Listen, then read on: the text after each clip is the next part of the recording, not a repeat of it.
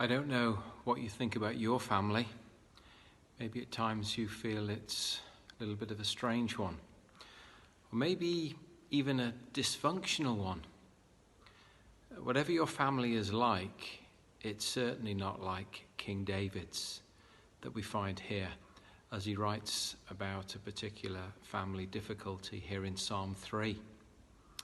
His own son, Absalom, wants to take the throne from his father. He's pursuing him, and so David needs to escape in the middle of the night from his own son. Imagine that. Right at the beginning of the psalm, he pours out his complaint to the Lord, asking for help and for mercy. But then shortly after that, in verse 3, he remembers and reflects on who his God is, and he says, "But you are a shield around me. O Lord, you bestow glory on me and lift up my head." Now, I don't know about you, but if you had a son and you were the king and they were trying to overthrow you by even trying to get rid of you, I don't know if you and I would have that confidence that King David does. But it is remarkable, isn't it?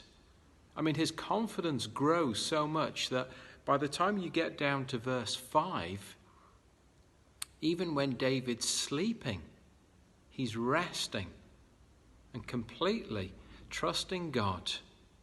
That must have been an incredibly soft pillow that he slept on that night. But he could rest assured in the fact that God, who'd been with him through the whole of his life, even facing this dreadful, sad family tension, that God would be his rock, God would be his fortress. In the last verse of the psalm, verse 8, he reminds himself again of his need to trust God for everything in the future, and he broadens his prayer. He prays for God's people everywhere. Listen, "From the Lord comes deliverance. May your blessing be on your people." Oh, let's have trust, no matter what we're going through and facing.